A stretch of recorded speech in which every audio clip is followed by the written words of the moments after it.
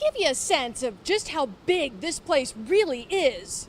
Walmart says you could fit 30 USS Alabamas in it. First, take a look at how bad this sidewalk is. You know what happens to the throws you catch, but what about the ones you don't? Unfortunately, this is where it winds up, in our local waterways. But then hackers got involved and tweaked just one character on an email address. And just like that, the CFO was wiring hundreds of thousands of dollars to thieves. This is spear phishing. This is spear phishing. They put out a hook, she took the bait, and off it went.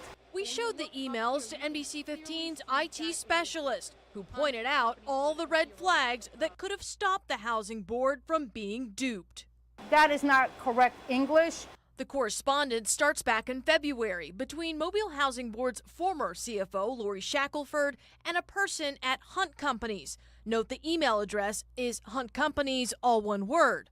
On April 30th, the email changes, and now there's a dash between Hunt and Companies. What happens on May 7th? So on May 7th, you can see that the email address has changed yet again.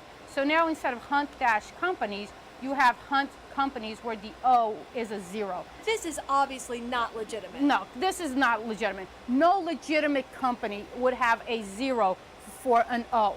And if the bad grammar and email changes weren't enough, this perhaps may have been the biggest clue. On 2 different occasions from those changed email addresses, Shackelford is told where she needs to send that $478,000 is changing. This should have been the biggest red flag right there. New account information. By May 11th, she's already wired the money. Yeah, she's wired the money and she's out a lot of cash. An exclusive reality check tonight, buying bling with your tax dollars. Records we obtained show Pritchard's former chief of staff spent hundreds of dollars at a jewelry store. James Blackman is accused of embezzling more than $100,000 of city funds and using his position for personal gain. Tonight, we're investigating if he spent tax dollars on a necklace for his wife. NBC 15's Andrea Ramey is live tonight with this puzzling purchase. Yeah, Kim and Greg, taxpayers that we spoke with are outraged over these records that I showed them, and these records may help shed some light as to why the traffic signals in town remain in the dark. Boarded up businesses and broken glass litter Main Street. For a city that's filed bankruptcy and struggled to pay its pensioners, records show city funds help put some bling around someone's neck. $387 charge to K Jewelers Outlet. What?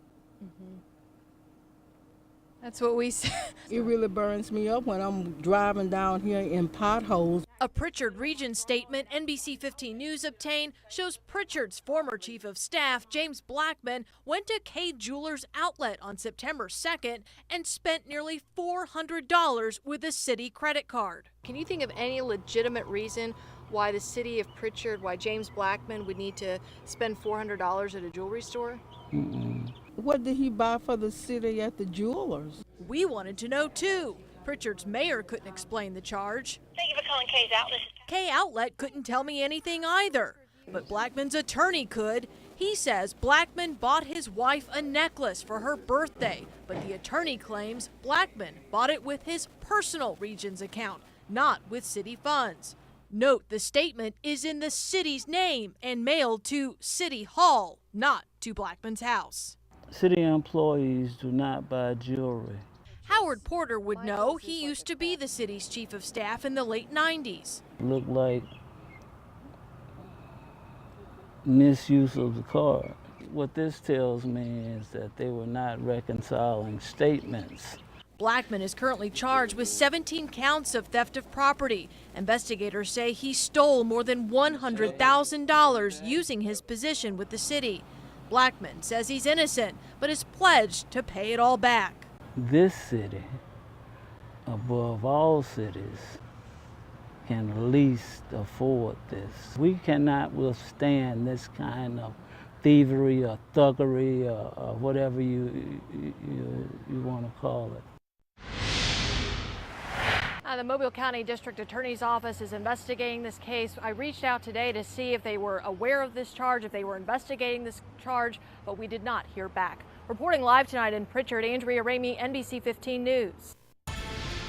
And we begin with a must-see reality check tonight. A toxic time bomb ticking in our Delta, and chances are you have no idea it's there. Alabama Power stores 21 million tons of hazardous coal ash precariously close to Mobile River, a vital water body our port city cannot afford to endanger. And tonight, only on NBC 15 News, Andrea Ramey shows you the troubling test results that will leave you wondering why that coal ash is still there.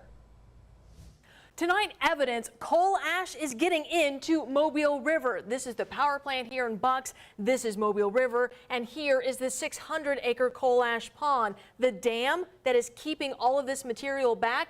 Mobile Baykeeper says it's not a matter of if, but when this dam fails. It's a chilly spring morning as we head out to see for ourselves the massive coal ash pond located upstream from the port city. It's huge. Yeah. Almost immediately, we spot what we first suspect is actual coal ash floating in the river. You can see quite a sheen on the water right there. A sample is collected for later testing. Mobile Baykeeper has been collecting water and soil samples near the pond for 2.5 years, and for the first time is releasing the troubling results publicly to NBC 15 News. We know there's coal ash coming out of that plant into our river. 2 water samples, one taken in 2016, the other this year, confirm water flowing into Mobile River from the coal ash pond contains fly ash, a material in coal ash, a clear violation of the Clean Water Act, Mobile Baykeeper says. Other water samples taken near the pond showed elevated levels of arsenic. One sample exceeded the amount allowed by 680%. Alabama Power declined our request for an interview and questioned the veracity of the testing performed. It also has not reviewed the findings.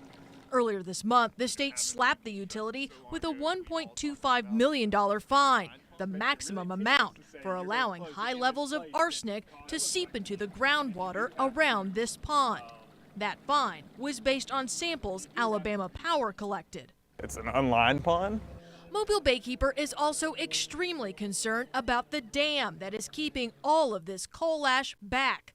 A dam safety expert it consulted found, quote, significant stability concerns and found the area near the dam and foundation, quote, potentially unstable. Again, Alabama Power declined our request for an interview, but said its inspections show the dam is safe. That dam will someday break.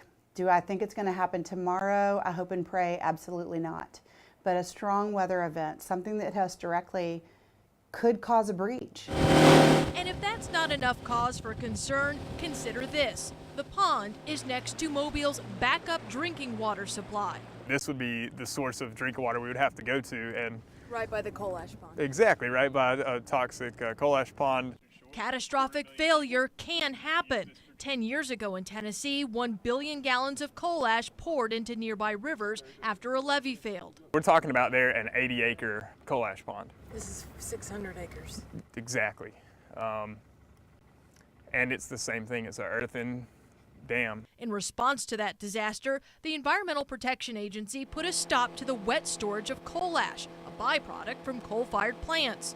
Utilities now have the option of either closing and capping their ponds in place or remove the coal ash altogether.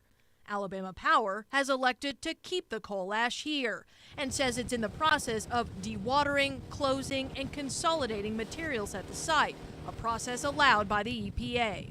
So why not, when you're going through this entire process, just dig it up and move it? Cost of removal cited as a major reason why. Alabama Power will respond to its consumers. They will respond to their shareholders. If the shareholders and the public at large are saying, dig up this coal ash, move it, protect public health, protect our environment, protect our economy, we believe Alabama Power will do it. Mobile Baykeeper is urging the community to get involved in this issue, to write letters. If you want to learn more about how to get involved, and if you want to read more about what Alabama Power has said previously to critics about keeping this coal ash in place, head to our website, mynbc15.com.